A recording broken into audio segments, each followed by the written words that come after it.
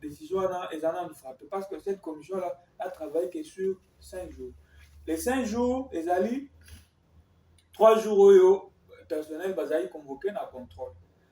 Il y a des documents na bango, ba documents ezaki demander ezaki décision d'engagement, ezalaki notification na charge horaire. Oui, batu nyonso bamemaki. Et puis ce n'était pas un contrôle délimitation yango que non bato bazalaki engagé à partir de 2022. Non, tu vois, batie batu nyonso. Alors, si la commission devrait statuer sur l'irrégularité ou pas et engagement à Batou, il fallait commencer à partir de l'année Moroboé. Soit vous dites aux gens, Bino Batou à partir de l'année Boé, tout ça n'a pas ça, et déjà, et là où elle besoin de lobby, mise en place, il ne fallait pas qu'elle puisse procéder à une quelconque mise en place. Et puis, et là où elle va aller dans le lobby, commission Anezaki est frappée par défaut de qualité. Parce que Batou, Bazala Kipuna, Bazala déjà Batou, révoqué l'enseignement supérieur et universitaire par le conseil d'administration. Il y a un PV qui a été signé par au moins 52 chefs d'établissement sur 54. C'est une majorité absolue. Et là, comme sous, les alliés, Tolobi Boy, la décision en a, ils ont bien en abattu, au hasard qui est engagé depuis 2022 jusqu'à 2025. Alors, il y a un principe dans le droit. Et le principe, il y a sécurité juridique. Il y a aussi une jurisprudence, ezo pekisa. Parce qu'une décision, un acte créateur des droits, attend les autres violer procédure, les autres violer forme, tout ça. Ce qui est les cas à 3-4 mois est commis, il y a libéré là. Ça devient un droit acquis. Ça, madame, elle est bien montée. Soit elle est bien haut, elle est bien montée. Et là, comme nous sommes les alliés, comme tout le monde, parce qu'elle a évoqué la loi portant sur le statut du personnel de l'enseignement supérieur, universitaire et de la recherche scientifique. La même loi dit aussi que ils ont fait ça à mesure disciplinaire. Parce que, au révoquer Moutou, ils ont mesure disciplinaire, n'est-ce pas? Lors où ils ont déterminé la mesure disciplinaire, na procédure ni n'essengé, qu'on n'a pas abouti, n'a pas bien. Une personne qui a été, par exemple, engagée frauduleusement, parce que les lots, et on a traité pour des fraudeurs, parce qu'on fait partie de ceux qui ont été révoqués, donc c'est ceux dont les décisions ont été retirées, parce que traiter les lots pour des fraudeurs. Alors, si vous trouvez que la personne a fraudé, vous mettez en place une commission disciplinaire.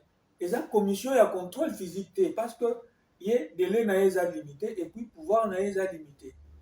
Et cette commission d'enquête, vous procédez d'abord soit par une commission d'enquête, et vous allez auditionner Moutuna Moutou. Là, c'est pour garantir le droit à la défense. Droit à la défense est garanti par la Constitution de la République. Je pense bien, si je ne m'abuse pas, l'article 9 ou 8 de la Constitution de ils ont consacré droit à la défense. Mais Clément, la monnaie trop pédagogique, alors tout simplifier mon account.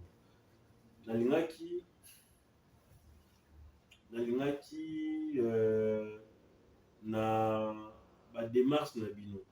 Je pense que bossa déjà ba démarche pour na koloka ko contrecarrer ba décision wana. Alors na oyo bino bozo penser to bozo sala déjà. Nini oyo penda oyo ezomona na penda ke awa ba décision oyo il faut la revue puisque ezo reflecter mibe côté. Ata moko ata mibale pona ozamo mopuse. Kasi eloko ya liboso.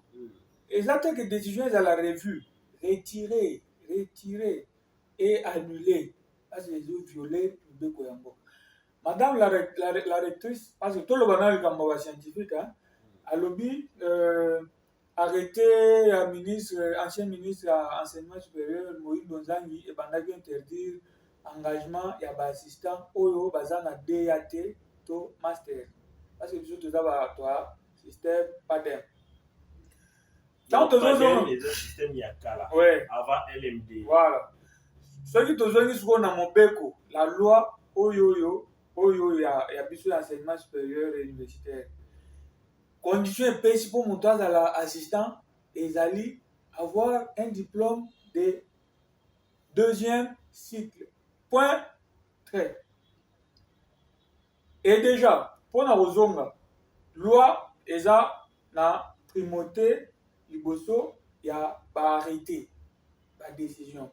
Donc dans ça la rectrice a violé ce qu'on appelle la hiérarchie des normes. Hiérarchie des normes ezali likolo toza na constitution ya mibale toza na ba convention na ba traité ya misatu tozali na ba loi ya minei toza na ba vague ya ba décision arrêté réglementaire plutôt hein?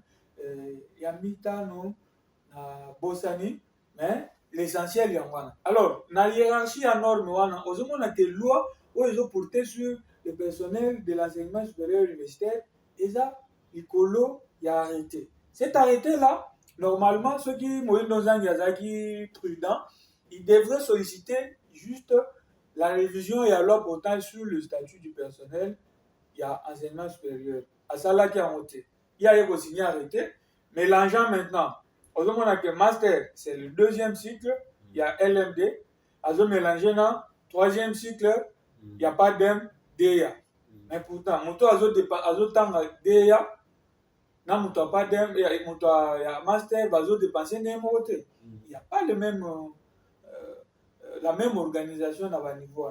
Donc il fallait à l'Obaker asenga na gouvernement va revoir loi wana batina on a parlement va voter yango pour koka pour réglementer makambo wana.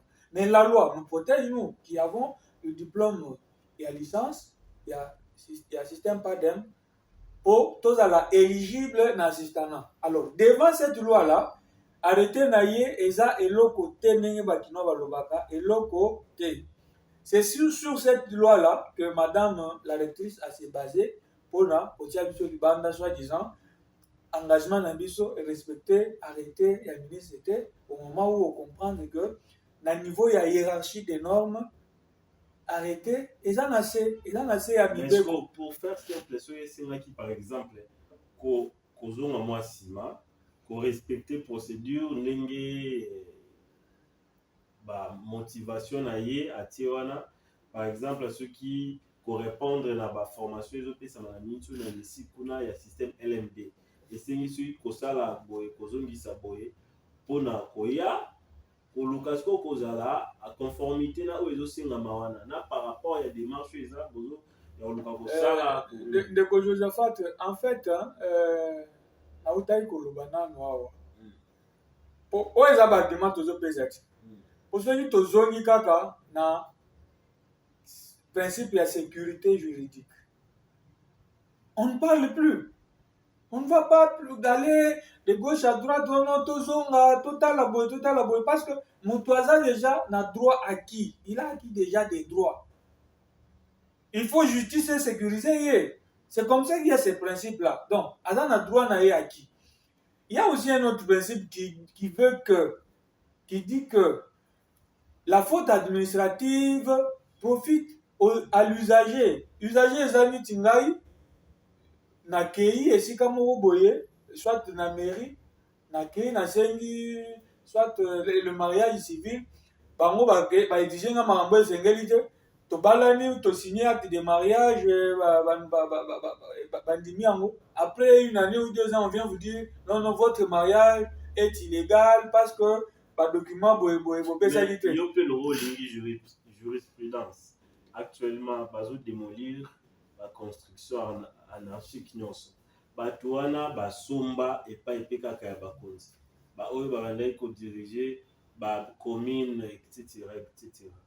mais lele oyo bato wana bazobuka bango ya certain oyo mpe bazwi ate eloko te mais babuki bango baprofitaki to mpe bazalaki assisté to servi na administration te kaka ya l'État, administration publique. Oui, ndeko Josaphat eloko tozolobela mais ntango l'État yamoni ke banorme eza te awa badegeke ezala azosala na makambo oyo tozolobela na makambo oyo ya bandako wana.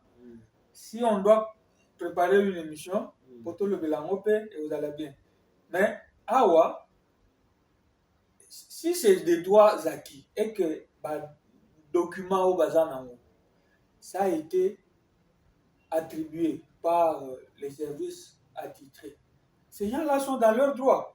Baza na ba droit na bango, l'État esengeli ya dédommager bango soki abuki.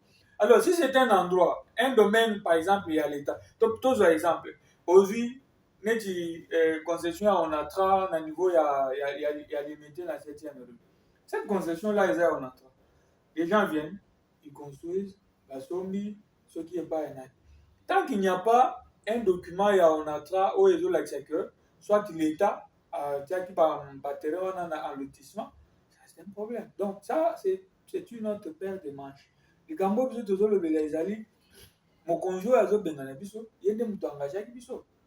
Pourquoi? Parce que il y a aussi le principe de la continuité de l'administration. La continuité de l'administration veut que ceux qui ont eu au bout de la décision, même moi, c'est aussi quelque chose à évoquer. Moi, je suis une nouvelle rectrice, elle a touché dans la décision. Est-ce que vous avez dit que moi, je suis un lobby? Les autres, c'est qui a un privilégié intérêt général. Je suis un lobby que moi, je suis un lobby. Moi, je suis un lobby. C'est moi qui ai perdu mon salaire. En tout cas, yo za matumboli. Naza matumboli te parce que yo muto se lever en haut. Moi na perdu mon salaire. Tozongisa contexte ya musala.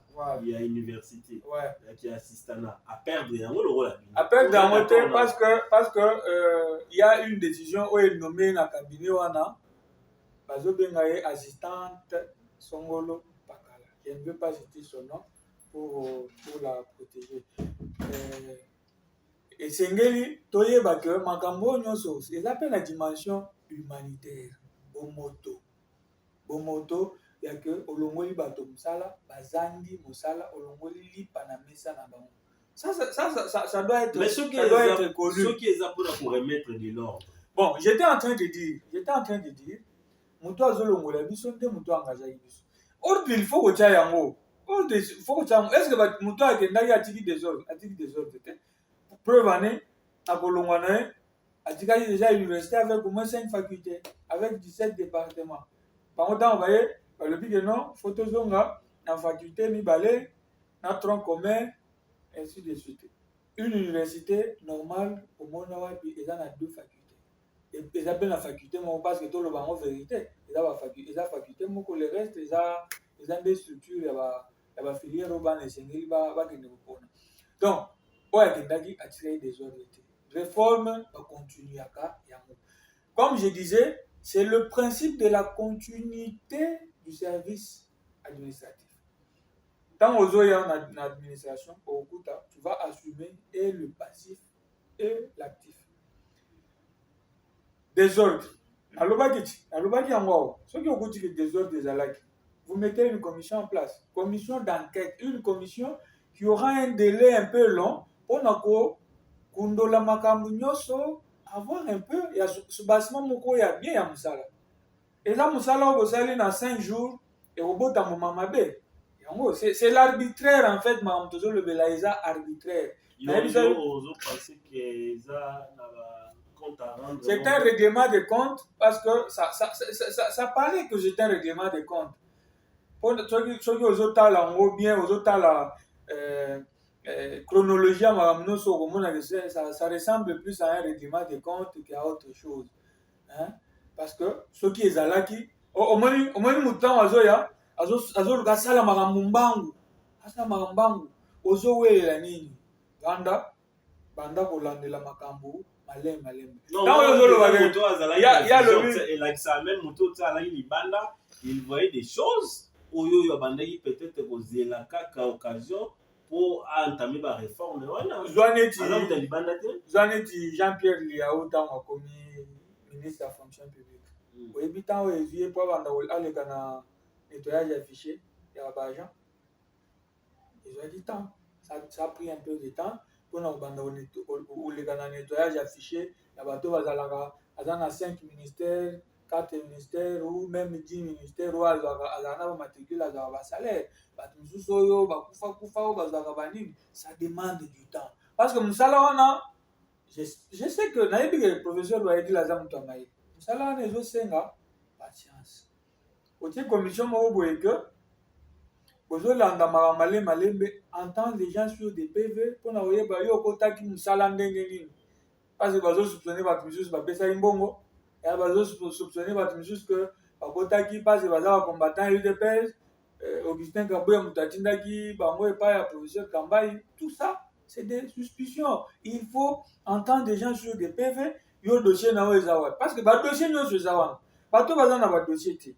Leur donner un délai butoir pour n'envoyer na ba dossier. So yo na dossier ti ba déclasser yo. Et ça attends Zambé na lo la yebi que décision wana ndenge bino belé wana bolongwe wana. Et même paiement impact na niveau enseignement na musique.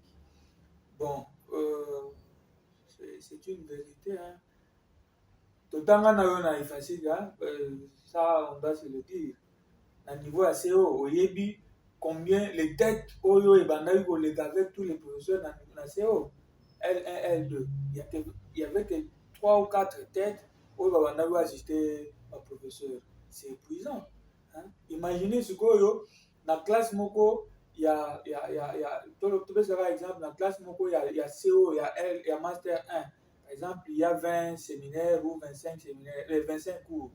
Dans 25 cours, on a réparti sur il y a 4 assistants. Des TP à corriger, des TD, des interrogations à corriger, des travaux pratiques à co-diriger ou à diriger. Aujourd'hui, on sait que ça donne. Donc, l'université fonctionne à bon côté, l'université, ils en ont besoin. Il y a marge moko est nécessaire, il y a nombre, il y a personnel scientifique et administratif. Vous voyez bien, là pour nous dire au Keboye, au Seigneur par exemple, relever des codes. Il faut jouer 1 mois, 2 mois, même 3 mois. Pourquoi? Parce que à l'époque, personnel administratif au Bazalaki, nous juste Bazalaki peut à la pointe, il y a une nouvelle technologie. Comment? Bagoya va prêter relever des codes dans Maboko, Baké, Babéjan au Batalibanda va saisir. Après tout ça, aujourd'hui, on a besoin de soin. Moderniser aussi l'administration, c'est nécessaire. Bon, Nayoka qui peut rectrice le Belagi a envoyé à Zaki Nassoucia pour moderniser personnel administratif, mais bon, à Bengani, parce que même dans le lot, il y a bateau à Bengani, il y a des informaticiens qui sont à la pointe de la technologie. Ah, mais à Bengani, à l'objet qui est si libre, il y a les sous-soutés. Ceux qui ont eu décision, il n'y a aucun endroit, parce que c'est vrai qu'on a introduit un recours collectif au nom du collectif. On a introduit un recours gracieux. Mais dans cette décision-là, la décision ne laisse pas une brèche aux gens ou ne donne pas l'autorisation aux gens et à Oya contre sa recours. Et puis, ceux qui peuvent épaissir et font une brèche pour l'introduction à recours gracieux, et c'est là qui peut épaissir ça, document nini, et c'est là recours à contenir pour lever problème, il y a irrégularité. Parce que l'irrégularité, c'est non respect à la procédure. Irrégularité aussi, et cause à la paix, manque de dossier, il y a pas de dossier. Et irrégularité, cause à la paix, que moutpe, avant d'aller éviter que bazo tiaye na boulot, bâti, aya na épété, ça fait partie. Donc, il y a beaucoup de choses, Makambebele, Oyoyo, décision à ils ont violé. Intention, vous en avez bien. Il y a ce dicton qui affirme le paradis est pavé de bonnes intentions. Non, l'enfer est pavé de bonnes intentions. Intention vous en avez, il y a ça la bola, il y a ça la musala bien, mais démarche ozo mini. Yo tangi mibeko kaka nangambo ya yo. Mais otangi nangambo yo te. Nangambo yo ezolo ba que okoki ko benga na mutu na mosala te soki oprocédé na ndenge boye na lolenge oyo oentendre ye te alakisi yo te mpo neti soki nga babengaki ngai na commission par exemple que iyaka na dossier oyo okotiaki j'allais apporter mais on m'a demandé la décision le diplôme na notification na charge horaire nyonso wana na ye nango mais ozomona na suka bazwi kaka groupe moko boye oyo ezalaki nommé à une certaine période dirigé par le recteur Kambaye. Ça, c'est de l'arbitraire. Arbitraire. Abus de pouvoir, nous sommes dans la carte. Vraiment, Clément, comme on souka, alors il y a des choses où ils ont le ballon dans les réseaux sociaux. Et d'ailleurs, que monsieur Suyoza au courant. Yondo za na kati wana, yondo alaki assistant, yondo yebi ndenge ni bonde ko travailler puisque le professeur ba dit là tant professeur Kambaye boîte alaki pe recteur azalaki pe wana. Bon abandé comment les choses évoluaient, ye moko pe et mon ami qui azalaki pe na ba ambition d'ailleurs a eu ba décision. Alors na nyonso ezoloba ma côté oyo na côté mosusu yo okoki koplacer bamoni ya suka na oyo nyonso ezoloba puisque une parenthèse eza na bato mosusu bakomi même kosélectionner batete tala moto oyo boye ya makambo ebele mpona makambo oyo badécision nyonso wana c'est parce que on a voulu humilier les gens pour arracher bango dignité na bango parce que quand on travaille, on a une certaine dignité, même aux yeux de nos proches.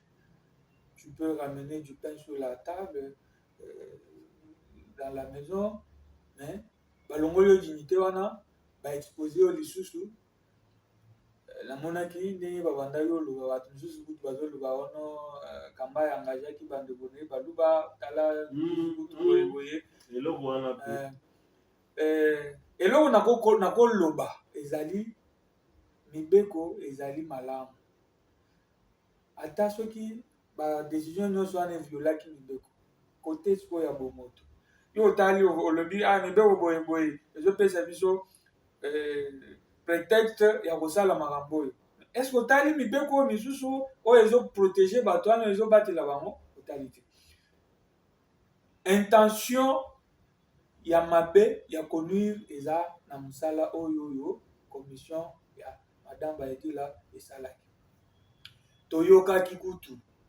et c'est depuis janvier 2025 abanda yo oloba na bato soki nakomi rectrice nakobenga na bato nyonso ça c'est ce qui se disait makambo misusu tokoloba ngo awa te parce que soki otali kutu ata mokonzi ya mboka na programme na ye gouvernemental na ye azobeta sie te na makambo ya création de l'emploi.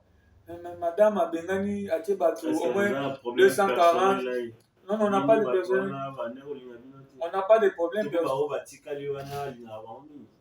On n'a pas de problème personnel. Bisso, tu as un problème personnel. Mais ce qui est vrai, non, ils ont les bisso parce que la nature humaine, tu as dit moto azaka imprévisible, moto azaka na mutema be. Moto mutema na ye eza transparente pour na koyeba ke oyo akosala boye akosala moto asurprenaka toujours tokoyeba bango. Mais ce qui est vrai, d'après certaines sources, problème eza violation de procédure te, problème eza engagement ya bato ebele te, problème eza na bamakambo ya mbongo ya misolo eza na bambongo oyo esengelaki etikalaka deuxième partie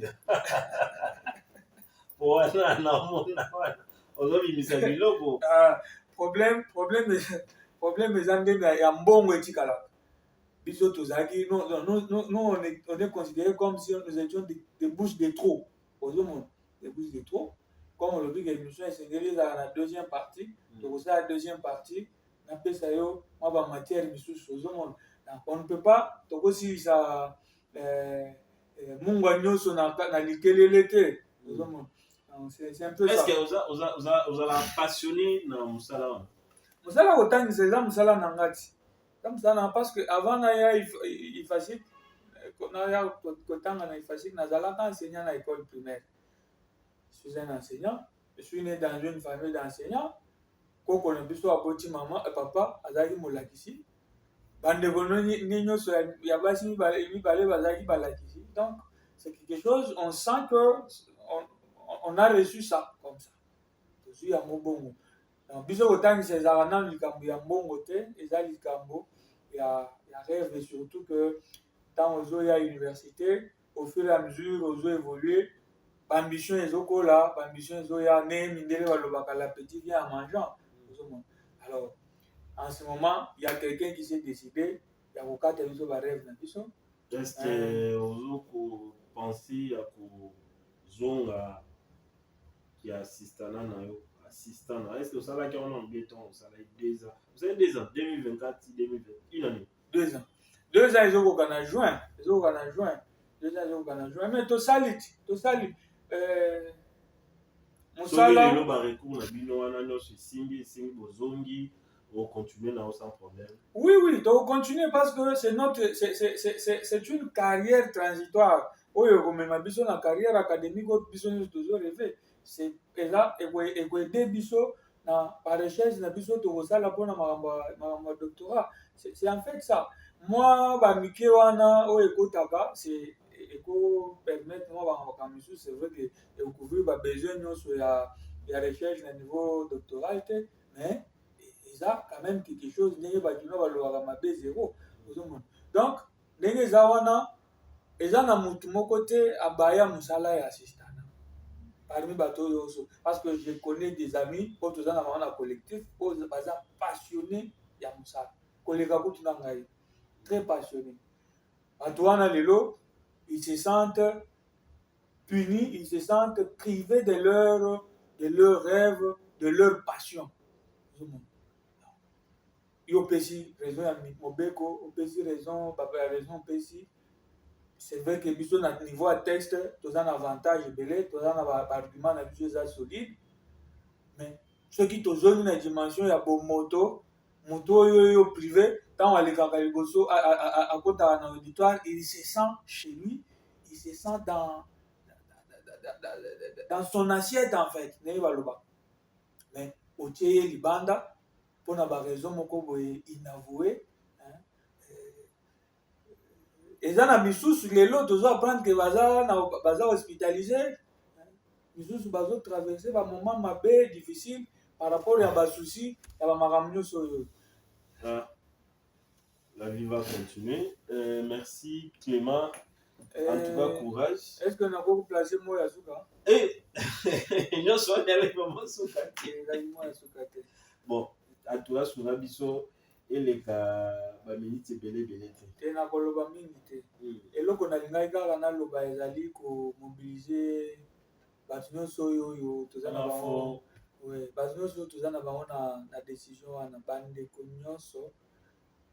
Boyeba ke makambo oyo collectif ezosala eza na rancune moko te envers comité de gestion ya UNICIC. Tozo bunda mpona badroit na biso oyo eza bafoué. Bomoni tolakisi yango polele que bango batangi mibeko oyo soi-disant engagement na biso violé. Biso pe totangeli bango mibeko oyo bango ba violé na kozwa ba décision wana po basali yango pe précipitamment ba respecter pe mobeko likonzi te constitution mboka na biso. Bongo totelema to défendre ba intérêt na biso po lutte kaka nde mutu esungaka ebikisaka. Mutu moko te akolobela biso koleka biso moko. Toteleme po to matisa mongongo na biso bayoka biso. Toza na raison, lutte na biso eza juste. Nous menons un combat juste. Otelema bolemba te po banga te po elonga eza ya biso. Clément, merci. Moi, je pense que il faut qu'on garde toujours esprit. il y a collaboration, puisque non, ceux qui les lots, par exemple, les malobelobami et belé, peut-être ils ont dérangé, et que lobby, bozongi, to misusu bazongi, climat n'a été les alandés. Donc moi je préfère. Non, mais malobelobami et belé, parce que tant pis, on voit qu'ils sont libanda, bon, je ne sais pas. Ceux qui n'ont pas dit si mou, tant le bien. Parce que, non, kokata eloko, bon, eloko soki mafinga edimi, wana kokata. Mais, la vérité, nous sommes dans le biso qui okati, malgré aux gens de Konanga, on risque de porter plainte parce que, aux autres, ont censuré ngai. Donc, après une crise, il y a toujours procédure, il y a pardon. Ce qui est au sein de Tolimbisana, biso tolimbisana, droit na biso, ezala nous respecter.